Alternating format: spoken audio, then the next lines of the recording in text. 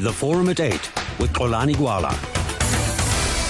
A very good morning indeed, and a warm welcome to the Forum at 8 here on SAFM, South Africa's news and information leader. Well, we are at Galagara Estate this morning. It is opening day of COSATU's 11th National Congress, and it is closely watched, not just here at home but abroad as well. And to talk to us about some of the issues that will come through here, let me just quickly welcome on our program COSATU's General Secretary Zwelinzima Vavi. Mr. Vavi, good to have you on the program. Good morning. Good morning, Mpepeta. Good morning to all your listeners. Well, thank you very much. It certainly is going to be a very interesting week for you, isn't it? Absolutely. No doubt about it. This is the biggest stage of workers. We dub it the Workers' Parliament precisely because after every 3 years we assemble as delegates representing all our 19 unions to chart the way forward for the working people in our country. Right. We'll look at, of course, what people are saying and what analysis is available at the moment. But let me also welcome on our lines Professor Andre Duvenache. He's a political analyst at the Northwest University. Professor Duvenache, good morning. Good morning. Thank you very much for your time here on the Forum at 8. But before we go to the discussion itself, let's just tell you a little bit about what's going on here, because our reporter Thulasizwe Simelane has been looking at the role that's being played by Mr. Zwelinzima Vavi within COSATU. He's been a larger-than-life figure in this federation and the federation's public face for at least 13 years now. Despite announcing after the 2009 Congress that he wouldn't be seeking re-election this year, COSATU's General Secretary Zwelinzima Vavi is pursuing another term in office. The charismatic COSATU leader is known for his vocal criticism of the ANC-led government and has vowed to continue speaking out against corruption and other government failures. But who is Zwelinzima Vavi and what makes him tick? Senior political journalist Thulasizwe Simelane spent some time with him and filed this report for us.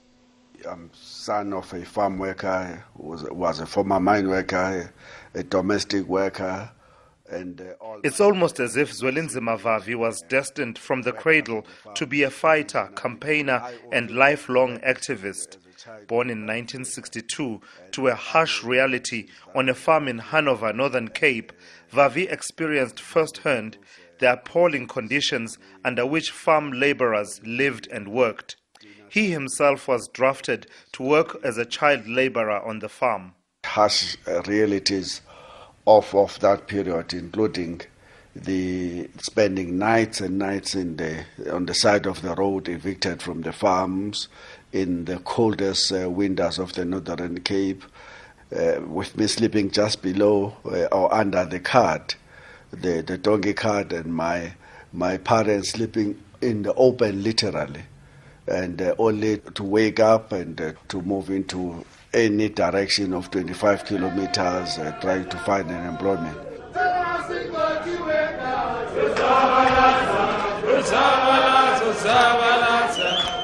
Although he was far removed from the unrest of 1976, it was those events that kick-started a series of political developments that would eventually suck him right into the eye of the country's political storms.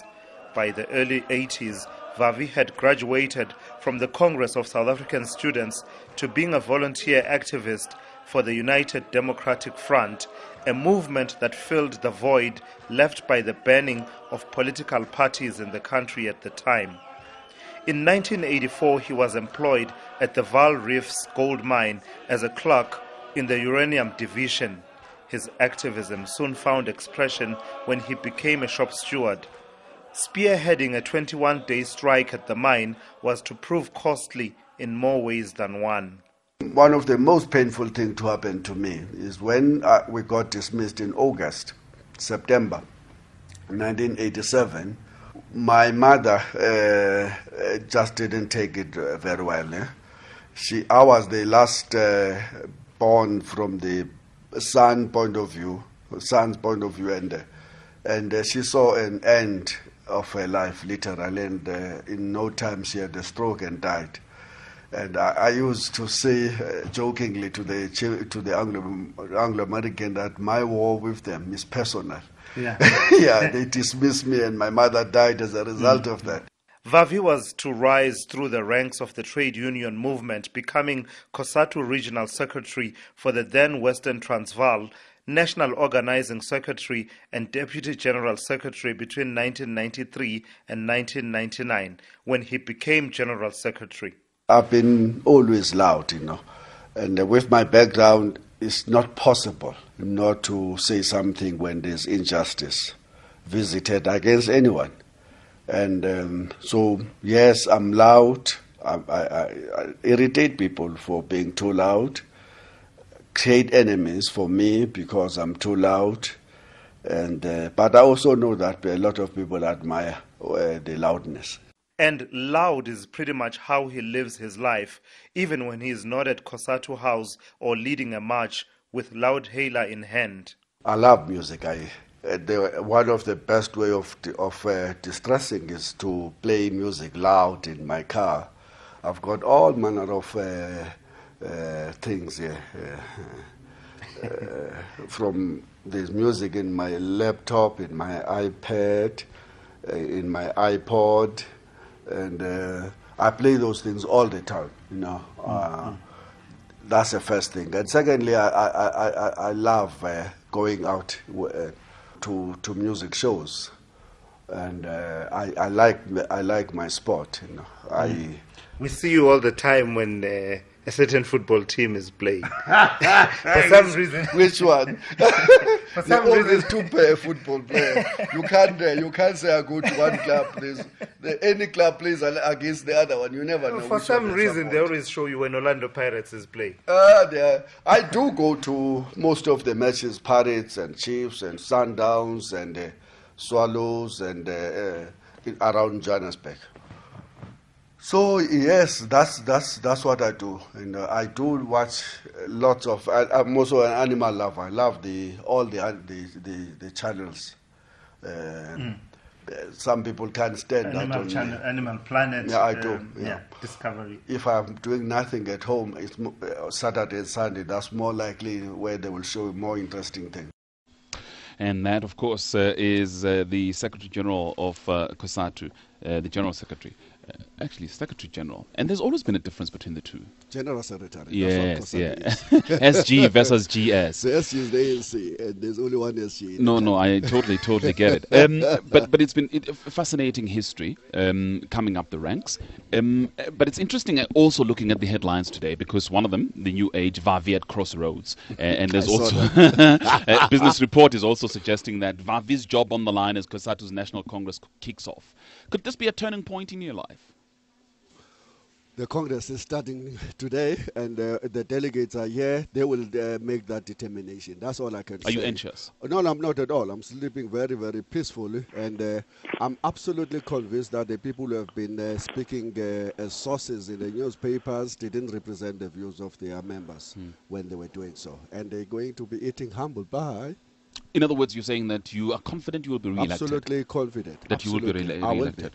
Does it worry you, though, that there are some affiliates that are putting up other people to contest your position? I'm no money. I've said that already, that I can't expect that every person will love me. I don't work in that fashion. It's not in my nature to want to please everybody.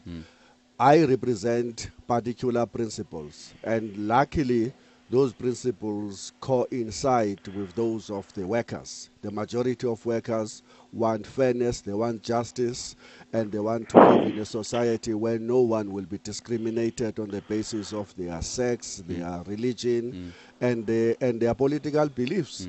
And they want a better life for all South Africans, including or in particular workers.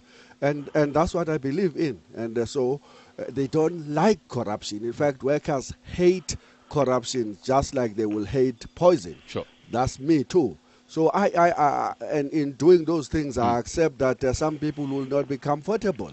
But is it just about that? Because part of what, of course, you were talking to Tulas about is how loud you are. Have you just been too loud? Have you crossed the line? I guess in the mind of some people I have. I have, and that's why the faceless people have been running up and down in the newspapers to saying he's going. And I think I'm from the workers' point of view, I'm not loud enough. But you see, the problem is, and this is what some analysts, and we'll hear from Professor Devenache in a minute, people have said that one of the problems COSATU is faced with is the obsession with the ANC politics. That it fails to distance itself from what's likely to happen in Mangaung, from the ANC politics, and represent the workers as it should. There is some level of truth in that statement. That the CEC itself have said that we're spending far too much time in debating political challenges facing our movement, and that if we're not careful, we'll end up sucked by the palace politics as playing themselves out in society of South Africa today. But at the same time, you cannot say that statement is 100% true, because if you look at the reality, it is COSATU that champions issues of workers more than anyone else can. It is us who lead workers in countless battles to improve their wages. It is us who are supporting the government and working with the departments of government, developing programs with almost 19 departments of government. It is us who, at the same time, when things go wrong, go and take on to the streets and shout loud, as we do against corruption. In fact, we will be celebrating quite a number of successes here. That it is precisely because of our loudness that we saw some ministers losing their jobs, some MEC in the Northwest being a frequent visitor in prison, in the courts, some two fellows who were convicted for killing Mos Phakwe. Had COSATU not played that role of being vocal, marching in the streets to demand justice, some of those things would have easily escaped the radar of any South African. But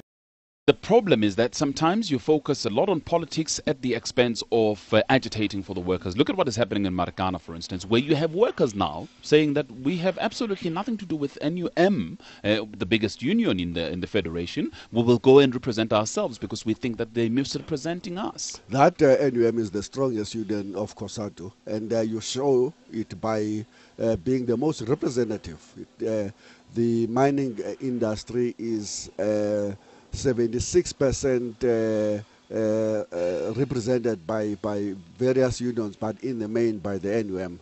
And what we will not do is to go and tell the public that when the union is strong, when the federation is strong, it will not have pockets of weaknesses somewhere. In one of its branches, somewhere in one of its regions. And I think that the Marikana and the platinum problems, as everybody would have been speaking about in the recent past, represent a pocket of that weakness. But it is happening only in one area. I can bet it is not going to spread. The members of the NUM will not revolt against it because they're happy with the service that it has provided over the past 3 decades. But broadly, it's about the credibility of COSATU. Because of course, whether you look at Marikana or you look at the resolutions, let me quote a resolution for you. There was a resolution that was taken a couple of months ago by the Central Committee, which said that the Federation should not pronounce on the issue of succession. What do you know? Everyone has pronounced on the issue of succession. COSATU cannot even stick to its own resolutions. No. Only in 1 or 2 cases did we see some union, including the NUMSA, only last week, moving away from that. Including the president of COSATU, who was quoted over the weekend as saying what NUMSA is saying is helpful and so on, pronouncing on the very same issue that the CEC said no. That's a difficulty. There's no doubt about that. That represents a difficulty. The CEC have adopted what we call the 6 areas of unity, which include the fact that we shouldn't pronounce, we should respect the processes in the ANC, and that the ANC, NEC have said we should only entertain the issues of leadership in October. And we have made a commitment to the ANC before to say we will not repeat what we did in 2007 unless circumstances force us to do so again. And those circumstances must be political. It must be that all the gains that we thought we won in 2007 are suddenly being reversed, and or there's a danger that they will be reversed. We have not made that assessment. Perhaps the Congress will make that assessment and come to a determination. The point that I'm always making, and I know that lots of people who have been campaigning have been using this card that Zwelinzima Vavi is now anti-JZ on the basis of criticizing on this point and that particular point and that point. We have not taken a view I, as a General Secretary, have a responsibility to always articulate what has been agreed to by the collective. And so, yes, that represents a difficulty, but we will march on in this Congress. We're not going to be overwhelming ourselves over a mistake committed by this and that other union in the course of preparing for this Congress. Right, we'll come back to that issue, but let's bring in the professor. He has been listening in. Professor, how do you see this week's Congress panning out? Well, I must first say the Congress is taking place in a very, very dynamic political environment. We have seen a lot of things happening in South African politics since especially the Marikana incident, which I believe was in some way a Soweto moment for the ANC, but also for the broad church of the ANC in general. But coming back to the relationship between trade unions on the one side and government, ANC government on the other side, I think it is a difficult situation. I agree with Mr. Vavi that this is complex. In some ways you will find a bit of alignment, but in other ways you will find competition and you will find conflict.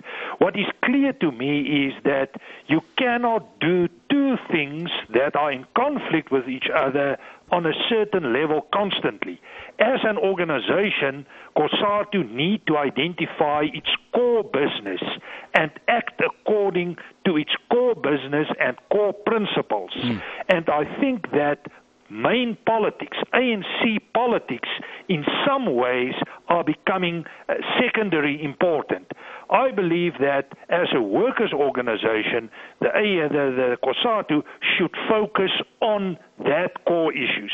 Let me pick up on that point, Prof. Let me get Mr. Vavi to respond to that point, because I think it's an important point about the COSATU sticking to the core issues. The point also emphasized in an article today by a comment by Michael Bagram, president of the Cape Chamber of Commerce. He says COSATU will have to go back to basics instead of engaging in politics. They have forgotten about the workers and bread and butter issues. The rank and file are starting to worry about their leaders and their huge pay. For the first time in 10 years, some delegates will be raising these issues from the floor. People are concerned, Mr. Vavi, about bread and butter issues, core issues of COSATU. We've done a survey coming to this Congress, and the survey emphasized a point that workers too are raising an issue with us about what they will call the social gap. They're raising an issue that in the overwhelming cases, they are only looking for two things from COSATU and from their unions.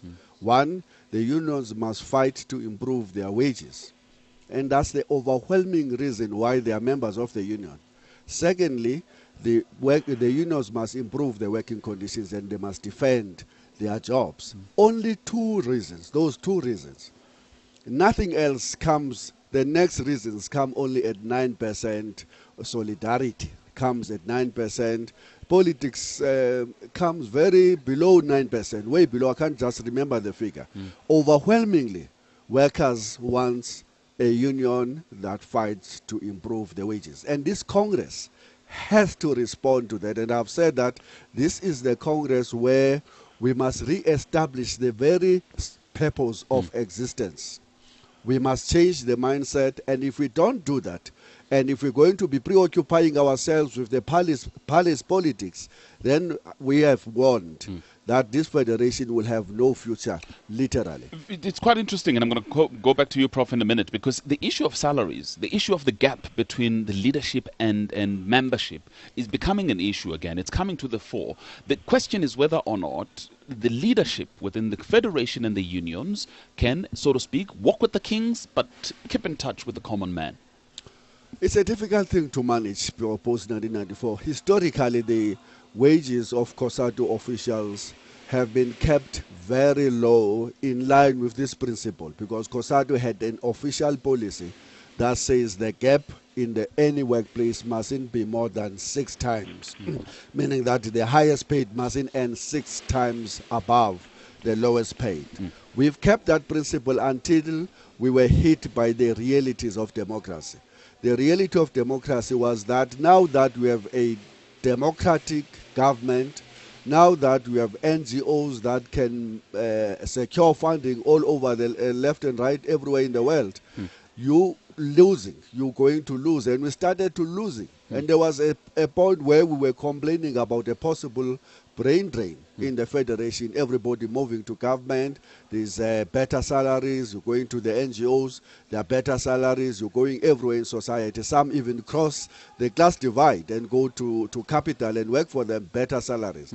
And a risk was that if we don't act to respond to that, we will only end up with officials in the unions that cannot be employed anywhere else except in the union. But that's a we difficult have to situation. address that. It's a very it's a difficult situation because you can't talk about the gap when you yourself are contributing to the gap. Absolutely, and that's why in the overwhelming examples that you will find, even with those steps taken by the union to try and keep the best inside the union movement, but you will still see that the gap between the salaries of unions and the conditions of most of the unions are way competitive to one another and not making a terrible statement against the workers. Prof, let me just get your quick comment then before I take the news headlines. You spoke about the core issues. What else? Yes, I think Mr. Vavi is right. There's a big gap between rich and poor, between the elite and the masses. But it's also about skills. We have a big shortage of people with skills in South Africa. And therefore, within the context of the market, if you have the necessary skills, you are going to get a very high payment. And I think it will be unfair to put people with skills on the same level than the unskilled people. We must expect that there will always be a big salary gap between these categories. Therefore, we must emphasize education and training as far as possible. All right, let me do that. Let me take you the news headlines then and come back. Lots of SMSs, lots of emails as well. Let's stand by, and you'll hear what people have got to say to the I beg your pardon, the Secretary General of COSATU. General Secretary. Of COSATU. And of course, we'll take your calls on 0891 104 208. You know, now I'm getting a little confused now about this GS and SG. 0891 104 208. What do you think then? The Congress getting underway today here in Midrand. We are chatting, of course, to Mr. Zwelinzima Vavi, and would like to hear your thoughts. 0891 104 208. For now, though, my guest here on the program, General Secretary of COSATU, Mr. Zwelinzima Vavi, also on the line for me, Professor Andre Duvenage, political analyst at the Northwest University. Now, time for us to get your calls on 0891 104 208. Let's hear what you have to say on 0891 104 208. Let me read some. Let me start with SMSs then for Mr. Vavi at the moment. Somebody says, ban unions, they are rich and us poor. But David Mtunzi in Mabato says, if not elected again, what's next then for Mr. Vavi? There's Joe in Peter Maritzburg who says, he's not an angel. Vavi has an unwavering passion for the cause of the working class and the poor. Biza Enazna says, Vavi, don't worry. Abasebenzi will re-elect you to be SG. Thereafter, please continue with the battles you are fighting. Luzipo must forget. Stay in KZN says, I belong to those who love him for his loudness. I like him to respond to the allegation that our unions on some occasions sell the workers out. Just these couple of SMSs, Mr. Vavi. The survey we've conducted and asking workers lots of questions about how they feel about the service unions are providing with them. Or providing to them. One of the issues that comes out is this perception that some of us are pursuing our political careers and that we are selling out and that we're not fighting hard enough to improve the conditions and that we have become too comfortable with the status quo ourselves. And we have said to us as the leadership that, look, that's what comes from the survey. We're not going to take a denialist approach and say, look, we're doing this and this and this. We say, no. As far as that is a concern, it means we must work harder. Because one of the things that is coming out of the survey is that workers are saying that we are not communicating with them enough and that often they don't know, and lesser numbers. In fact, less than 50% of members say that they do not attend the public meetings that the unions are calling, which is a big concern. And so this Congress has to be about working hard to ensure that we deal with those perceptions moving forward. We position the unions as a weapon in the hands of workers to improve their wages and conditions. That's what the union is about. That's its core business. But is If the top leadership agree? Do you agree as top leadership on how to approach the survey? We do, absolutely. I think there was absolute unity. By the way, my report is a product of, yes, my work as the General Secretary with the COSATU staff, but also is a product of the work of the National Office Bearers, is a product of the work of the Central Executive Committee. It has gone through the stages of being approved, including by the Central Executive Committee and the CC Political Commission. So it's not an individual work, it is a collective work. And I'm asking this question because there are suspicions, for instance, that you don't quite agree or see things eye to eye with the president, Mr. Stumutla. I mean, on some of these issues, let me quote, for instance, an article in Business Day last week where he was quoted as saying it can't be COSATU, it can't be that COSATU goes out and says we are a failing federation. And he went on to say that positions such as COSATU is capable of managing those kind of issues, implying that there may be disagreements about some of the things. Look, I know that there have been areas, 1 or 2, 3 differences between me and the president that has gone into the public and embarrassed us all. And but the overwhelming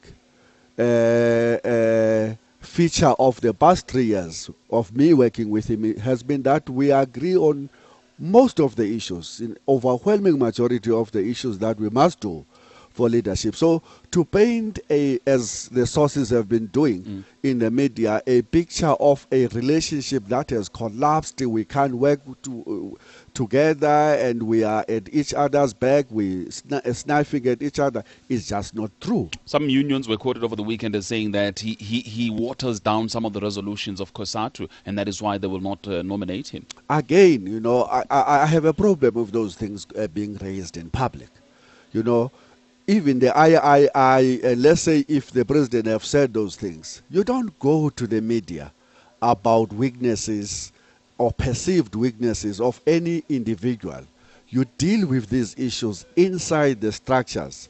Members and the public must be saved. But when it goes out to public, it means there are divisions. There are deep divisions. No matter how correct the criticism can be, but it is anti-COSATU, in fact, to go out into the public arena and make a public criticism. But when it does, the implication is that there are deep divisions within the leadership. Divisions are a natural part of any living organ. You can't have a unanimous and 100% consensus on everything. It's not possible. But organization structures are there to manage the divisions and to confront the divisions. So I don't approve whatsoever comrades going out and say this is the problem with this comrade in public and not raise those issues internally. I'm not saying that people must not hold their views about anything, but the correct platform must be the organization. So, just before I go to the lines, then, if in your own words, would you say that you'd still be able to work with the president for the next 3 years? Absolutely, absolutely. I will work with him. I will work with anybody. This is an organization that imposes a scientific relationship between the leaders. You don't choose who you want to work with in the organization. Otherwise, that organization loses everything that an organization must be about. You work with the collective that workers see as the best collective to take the movement forward. That presupposes that you'd still work with President Zuma as the leader of the ANC. Every person that is democratically elected by the organization, including President Jacob Zuma, and your relationship is perfect. As far as I know, I have no issues at the personal or even political level with President JZ. I have criticized where I felt it was necessary, mandated by the organization again.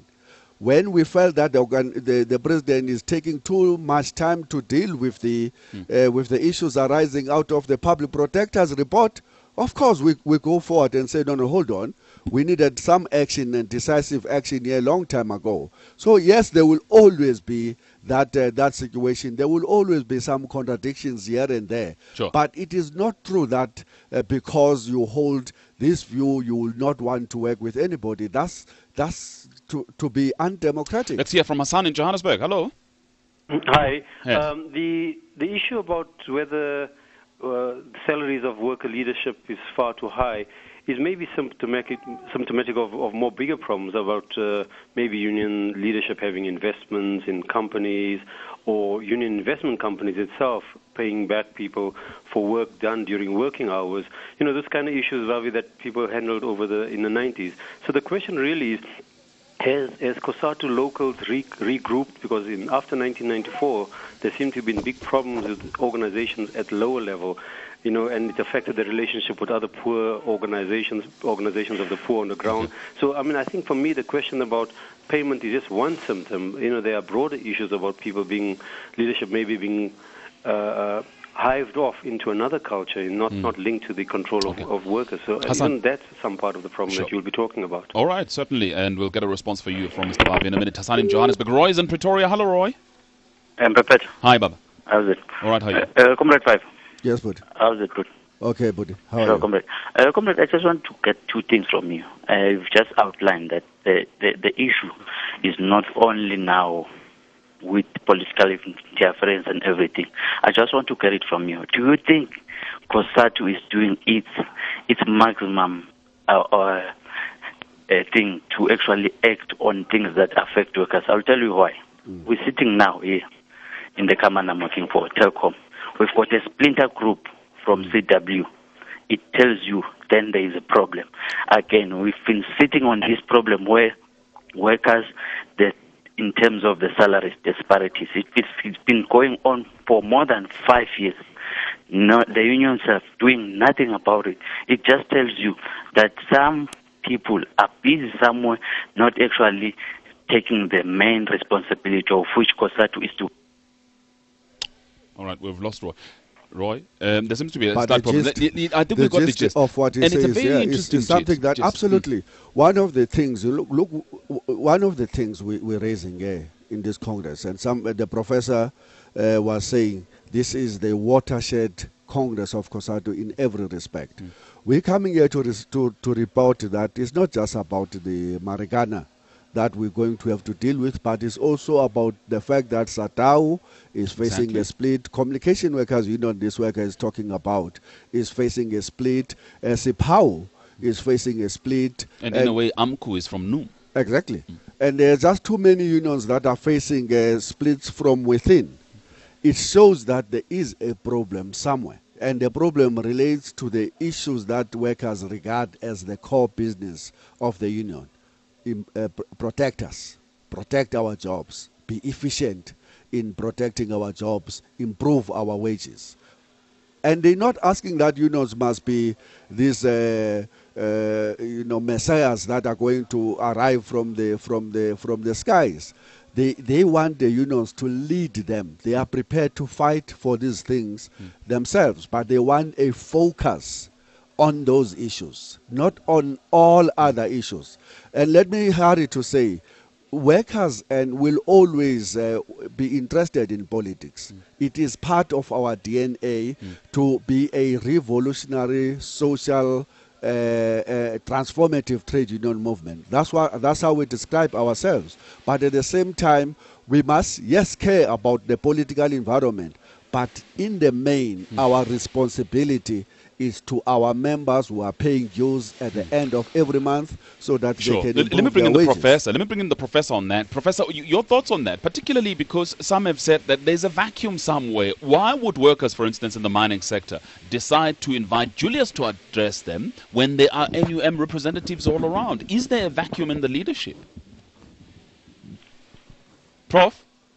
Okay, there seems to be a problem with that line. Would you respond to that? I mean, here's Julius Malema. He's going to the mines. He's going to... We're not going to deny. We're not denying that there is a problem. And for the fact that people will look for other heroes elsewhere is an indication that the problem is internal, not external. It's not the problem of Julius Malema or the opportunists that have been running in there in the form of other political parties, and to suddenly pledge their solidarity and to express an outrage at the fact that a rock driller risks their lives for just a 5,000 to 6,000 rands salary. Don't blame them.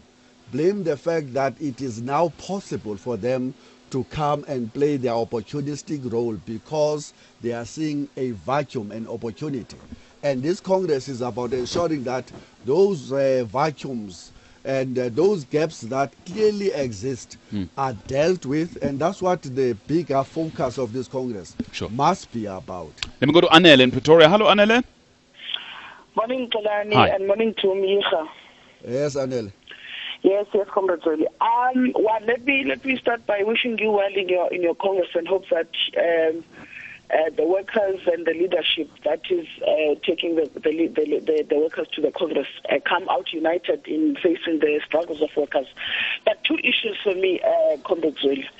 One, I think, whilst I agree that we can never detach, it was the answer of the society to want to detach COSATU from being active politically, because COSATU, in its DNA, politics are there, and it can now, on the basis of being a vanguard of the working class, be completely divorced from that.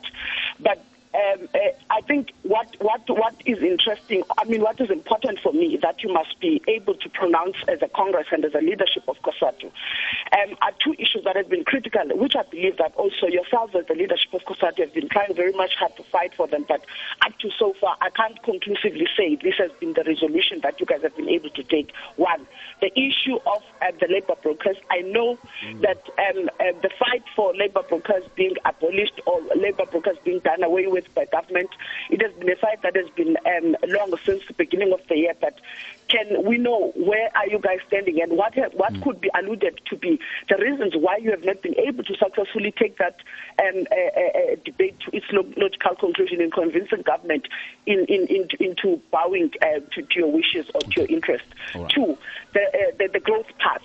I know that at the beginning of the year, COSATU has raised the fundamental issues that it had with the National Growth Path document that was produced by Economic Development Minister, adopted finally by the Cabinet. What has been the voice of the workers on that document? Have you consulted with your workers? What have they conclusively come up with? Because also, we can't continuously be pointing at the leadership that it's not giving direction. Are workers able to interrogate serious issues that are going to empower the leadership to go and fight for their interests? Okay.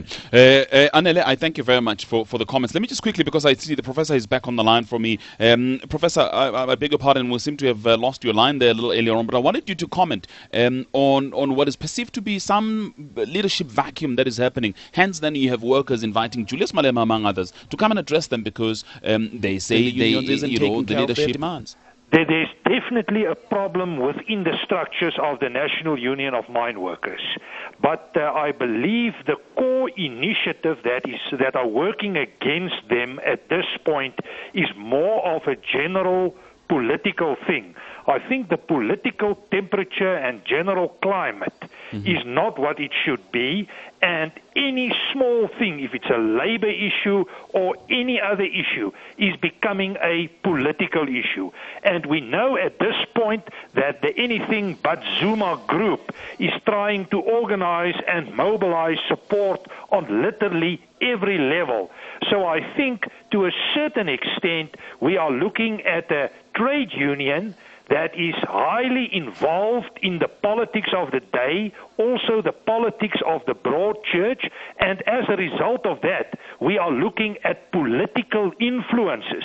What is quite interesting to me is the fact that the National Union of Mine Workers is taking a relative conservative position in terms of the workers' rights, while AMCO is fighting from the far left. So we have a bit of an ideological / political difference. And my assessment is that it did hit COSATU very much, as is the case that it hit the Zuma government very much, and that process is still continuing. All right, Professor, I see that Mr. Vavi doesn't quite agree with that analogy. He will respond to that in a minute, but also Sfiso in KZN, John in Cape Town, Gift in PE, I'll be with you. I'll also read your emails. A whole lot of them have come through.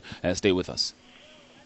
The Forum at 8 with Xolani Gwala.